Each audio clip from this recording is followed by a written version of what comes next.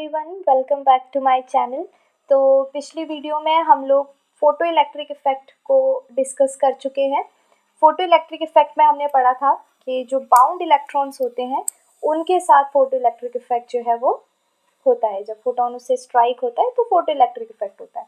लेकिन अगर फोटोन जो है वो किसी फ्री इलेक्ट्रॉन से स्ट्राइक होगा तो क्या होगा, ठीक है।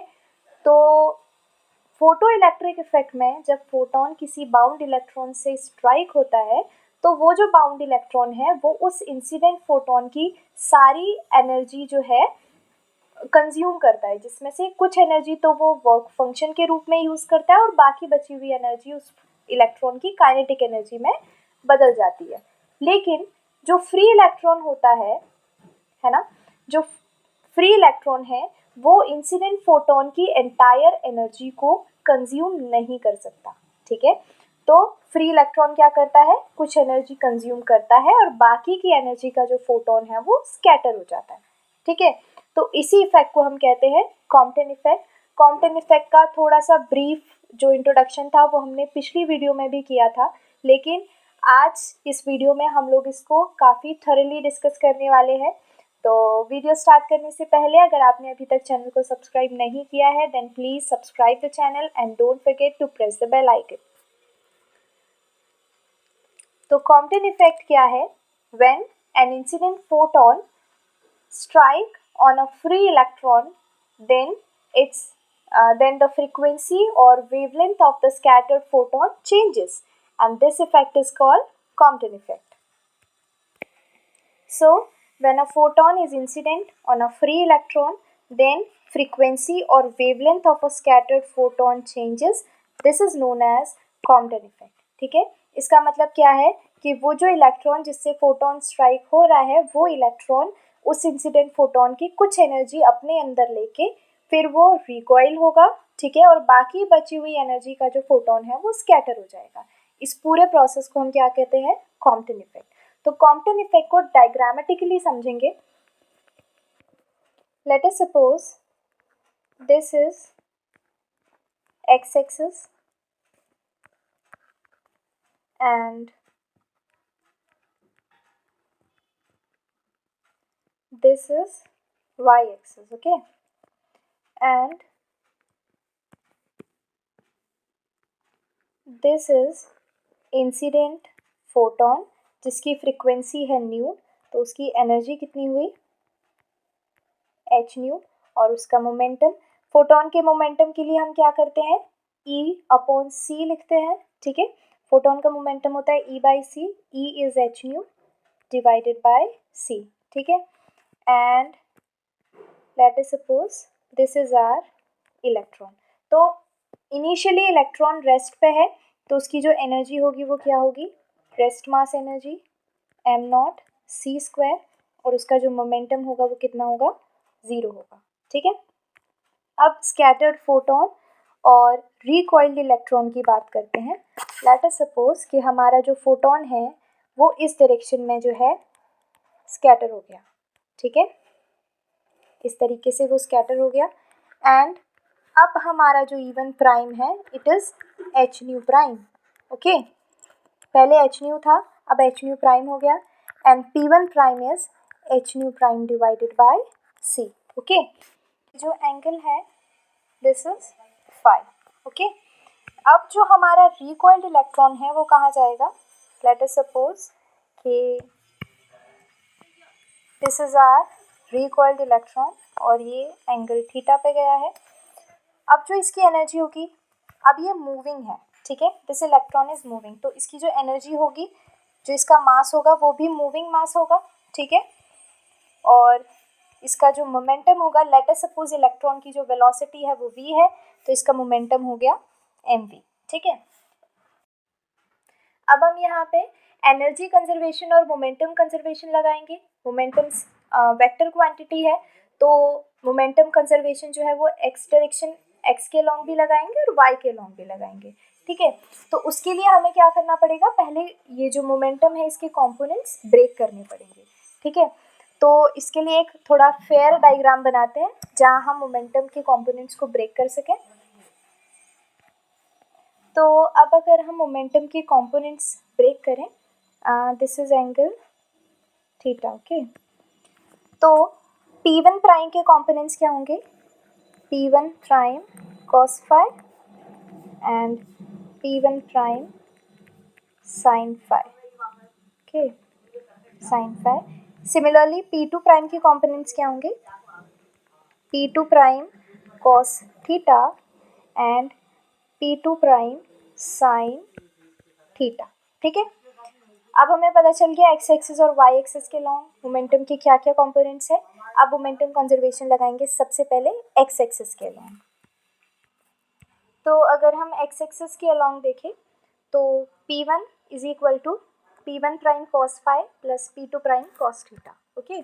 सो P1 is equal to P1 prime cos phi plus P2 prime cos theta. P1 की वैल्यू क्या है? h nu by c, so this is h nu by c, this is h nu prime by c cos phi and this is mv cos theta, ठीक है। अब हम c को दोनों तरफ मल्टीप्लाई करेंगे तो हमें क्या मिलेगा? h nu is equal to h nu prime plus mvc cos theta, okay. तो यहाँ से mvc cos थीटा क्या हुआ? h nu minus h nu prime.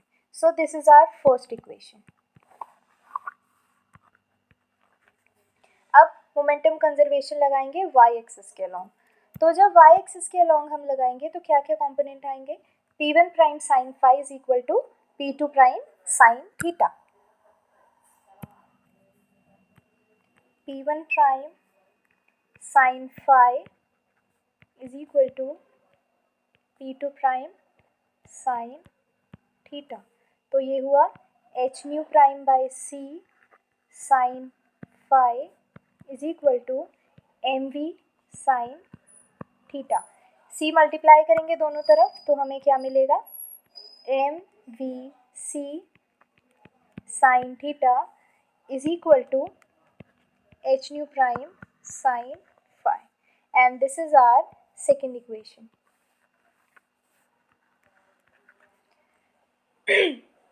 अब अगर हम इक्वेशन सेकेंड और इक्वेशन वन को स्क्वायर करके ऐड करेंगे तो क्या होगा?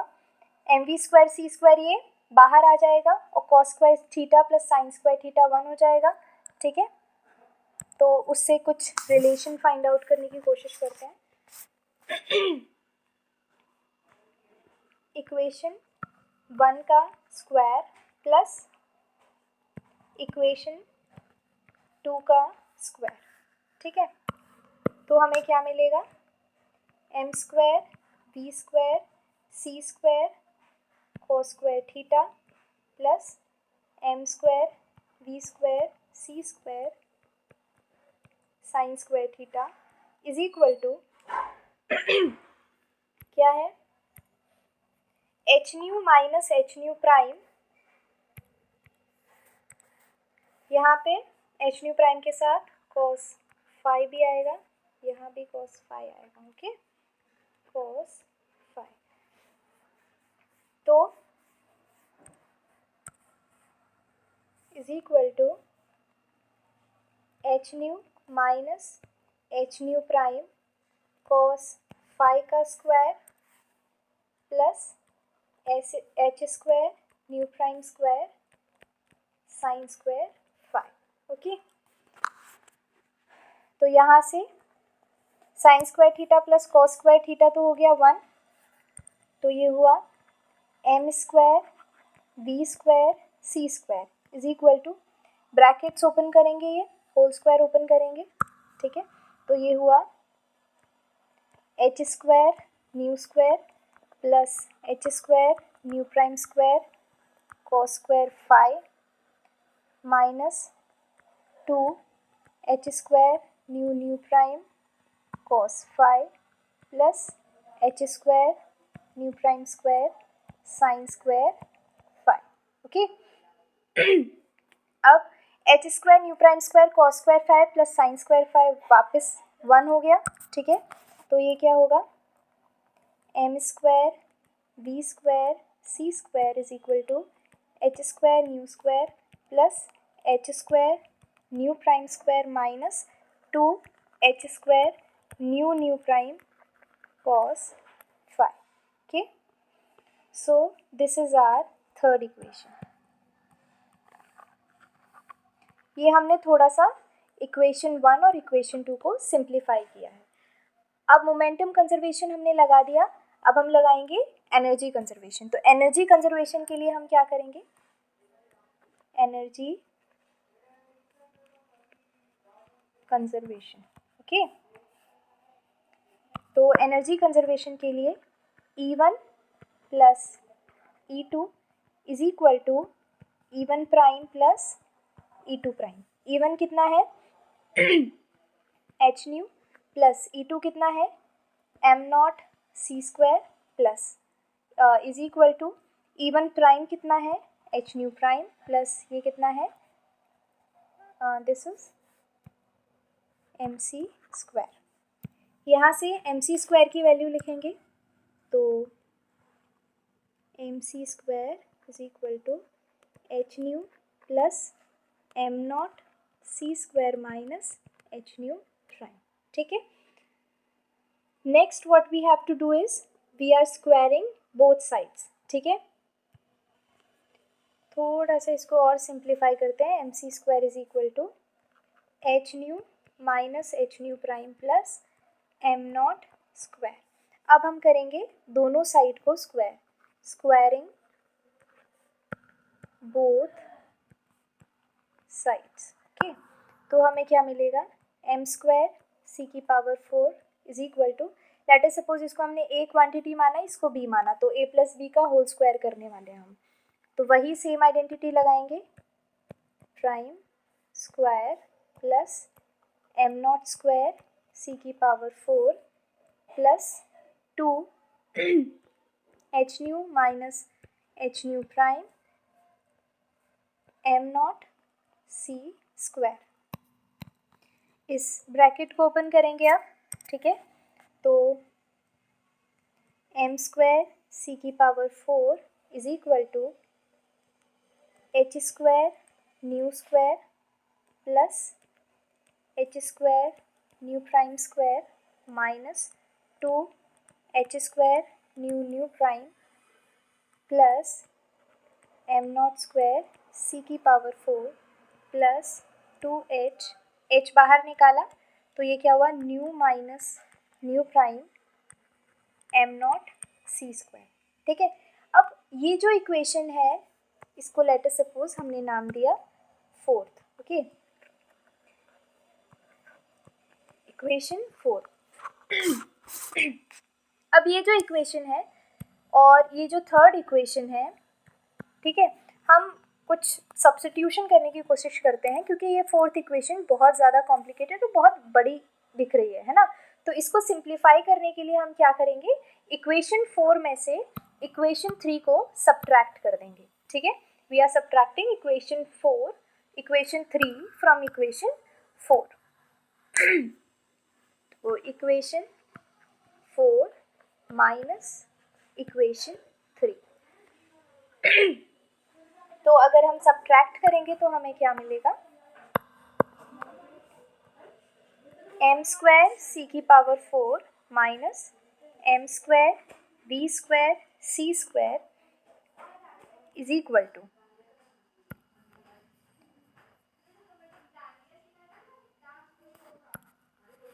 Minus 2h square nu prime plus M not square C की power 4 plus 2h nu minus nu prime M not C square plus 2h square nu prime cos phi, okay. अब अगर इसमें से मैं एम स्क्वायर सी की power 4 बाहर निकालूं तो मुझे क्या मिलेगा, एम स्क्वायर सी की पावर 4 मैंने बाहर निकाला तो क्या हुआ, 1 minus V square by C square, ठीक है, विच इज़ इक्वल टू, अगर मैं इन दोनों टर्म्स में से -2h² न्यू न्यू प्राइम बाहर निकालूं तो मुझे क्या मिलेगा, cos phi -1, तो -2h² न्यू न्यू प्राइम, तो ब्रैकेट में क्या आया, cos phi -1, ओके, और बाकी जो बचा हुआ है वो एज इट इज, तो प्लस m0 स्क्वायर c की power 4 plus 2h nu minus nu prime m0 c square. अब अगर हम इस क्वांटिटी को देखें, ठीक है, तो हमें पता है m कितना होता है, m0 upon root 1 minus V square by C square होता है, ठीक है। तो इस पूरे टर्म को अगर हम निकालने की कोशिश करें तो हमें पता है m इज इक्वल टू कितना होता है, m0 root 1 minus V square by C square, this is rest mass and this is moving mass, ठीक है। तो इससे हमें m स्क्वायर सी की power 4 1 minus V square by C square की वैल्यू क्या मिली, m की जगह पे हम ये वैल्यू लिखेंगे, तो m0 square 1 minus V square by C square C की power 4 1 minus V square by C square, इससे ये कैंसिल, तो ये इस पूरे की वैल्यू क्या आई, m0 स्क्वायर सी की पावर 4, ठीक है।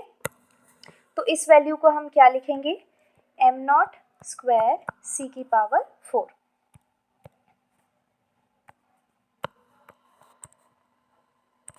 तो m0 स्क्वायर c की power 4 is equal to minus 2h² nu nu prime 1 minus cos phi plus m0 square c की power 4 plus 2h nu minus nu prime m0 c square, तो ये cancel हो गए, ठीक है, ये दोनों इक्वल हो जाएंगे एक दूसरे के, तो 2h² nu nu prime 1 minus cos phi is equal to 2h nu minus nu prime m0 c square, 2 से 2 कैंसिल, एक h से एक h कैंसिल, ठीक है।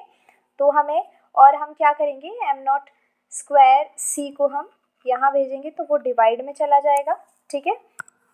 तो हमें क्या मिला, h upon m0 c square into 1 minus cos phi is equal to, और हमने क्या किया, ये जो फ्रीक्वेंसी वाला टर्म है ये इसके नीचे भेज दिया, तो new minus nu prime divided by new nu prime, ठीक है। तो यहाँ से अगर हम इनको सेपरेटली लिखें तो हमें क्या मिलेगा, 1 upon nu prime minus 1 upon nu is equal to h upon m0 c square 1 minus cos phi, ठीक है। So this is our fifth equation.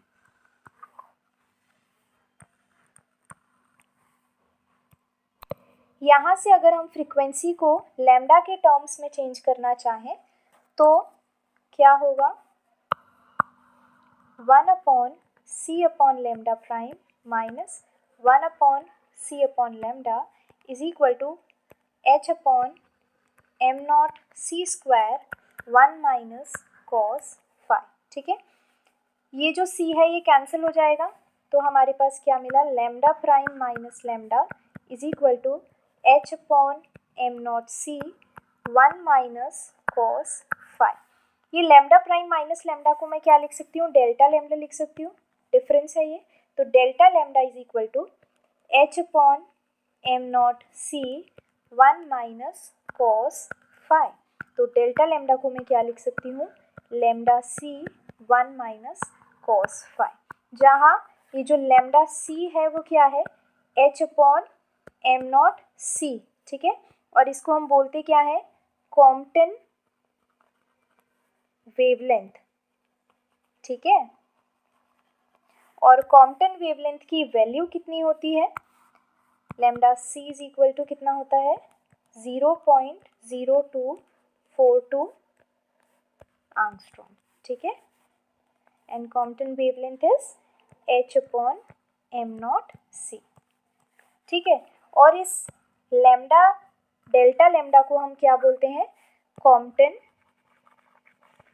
Shift, ठीक है, क्योंकि ये वेवलेंथ में शिफ्ट को बता रहा है कि इनिशियली इतनी थी, फाइनली इतनी हो गई, और उन दोनों के बीच का जो डिफरेंस आया वो हमारा कौन बताता है, कॉम्पटन शिफ्ट, ठीक है। अब अगर हम डिफरेंट केसेस लें कि फाई की वैल्यू अगर अलग अलग होगी तो डेल्टा लैम्डा पे उसका क्या इफेक्ट होगा, ठीक है। तो केस 1 लेते हैं। अगर फाई 0 है तो क्या होगा, if phi is equal to 0, अगर फाई 0 है तो ये 1 होगा, कॉस फाई की वैल्यू 1 हो गई, 1 माइनस 1 इज 0, तो डेल्टा लैम्डा कितना हो जाएगा, 0, ठीक है। तो डेल्टा लैम्डा जो है वो कितना हो जाएगा, 0। अगर डेल्टा लैम्डा 0 है इसका मतलब इनिशियली जो वेवलेंथ थी और फाइनली जो वेवलेंथ है उनमें कोई डिफरेंस नहीं आएगा, ठीक है। नाउ सेकेंड केस की बात करते हैं। केस सेकेंड, अगर जो हमारा फाई है वो पाई बाई 2 हो जाए, ठीक है, तो कॉस पाई बाई 2 कितना होता है, 0 होता है, तो डेल्टा लैम्डा किसके इक्वल हो जाएगा, लैम्डा सी के, विच इज कॉम्पटन वेवलेंथ। तो जो डेल्टा लैम्डा है वो किसके इक्वल होगा, लैम्डा सी के, विच इज 0.0242 एंगस्ट्रॉम, ठीक है। अब अगर हम बात करें कि अगर जो हमारा फाई है वो कितना हो जाए, जो हमारा फाई है वो कितना हो, पाई हो जाए, ठीक है, तब क्या होगा। फाई पाई होने का मतलब क्या है कि जो हमारा स्कैटरिंग है इट इज़ बैकवर्ड स्कैटरिंग, यानी कि उसी डायरेक्शन में, अपोजिट डायरेक्शन में वो आ रहा है, ठीक है। तो दिस इज बैकवर्ड स्कैटरिंग, ठीक है।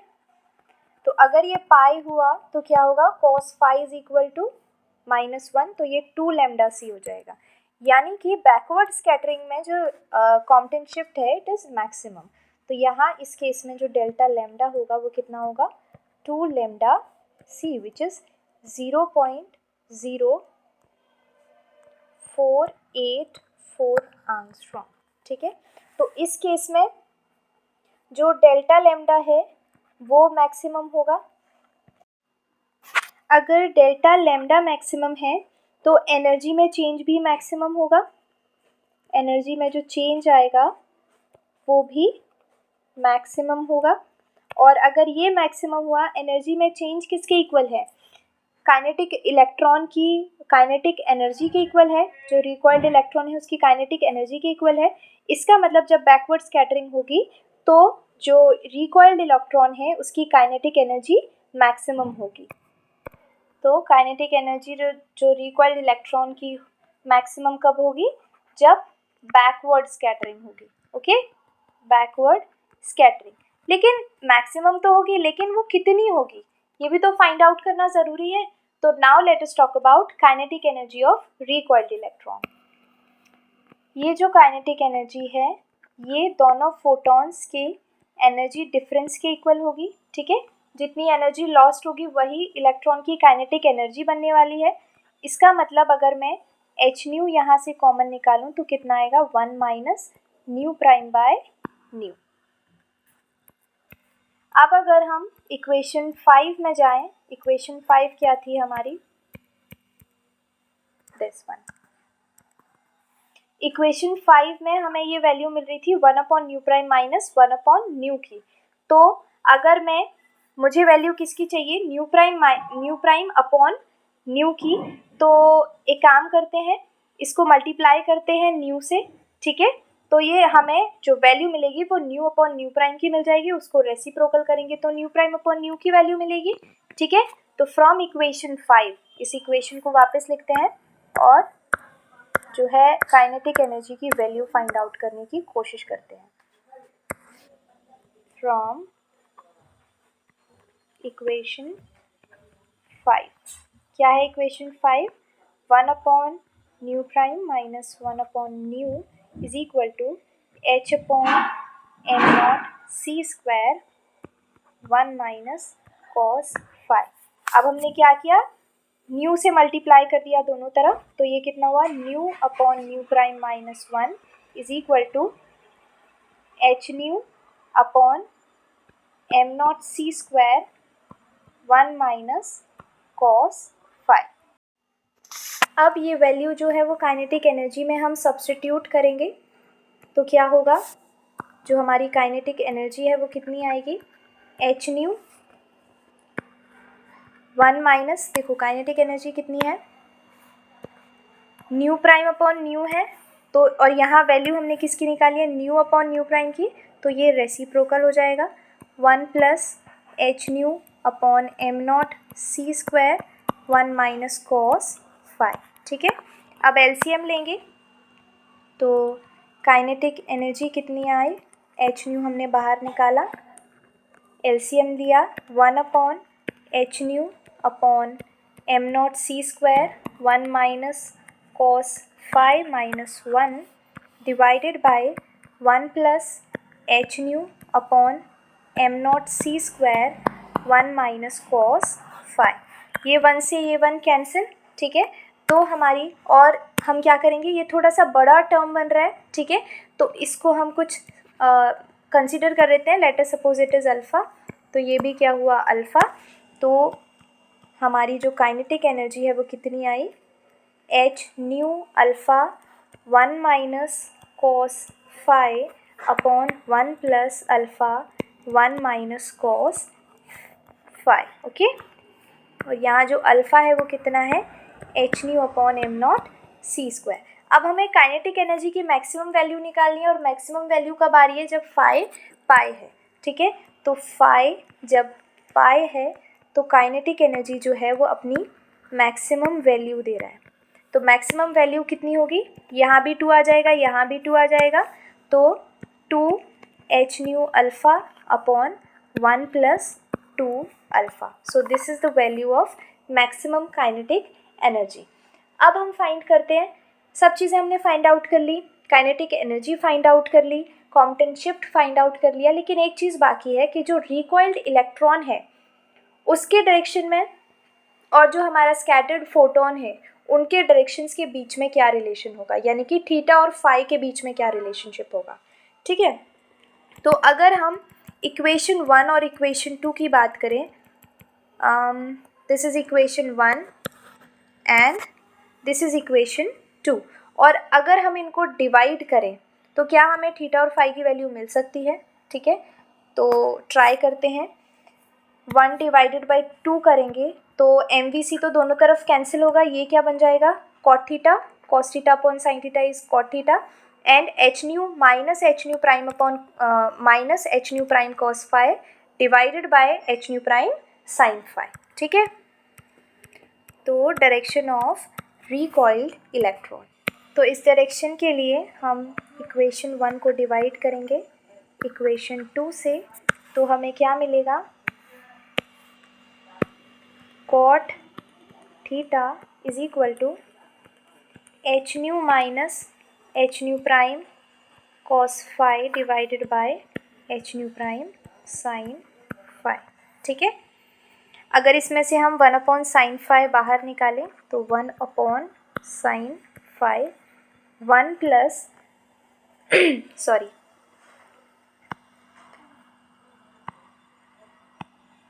H nu upon H nu prime बचेगा, तो ये हो गया new upon nu prime minus 1 cos five. Okay, new upon nu prime की वैल्यू हमने निकाली थी, कितनी आई थी, न्यू अपॉन न्यू प्राइम आया था ये।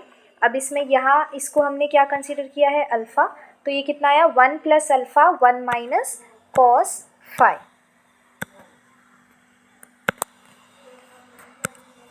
तो cot theta is equal to 1 upon sine five 1 plus alpha 1 minus cos five minus cos five. Okay, तो ये कितना हुआ, 1 अपॉन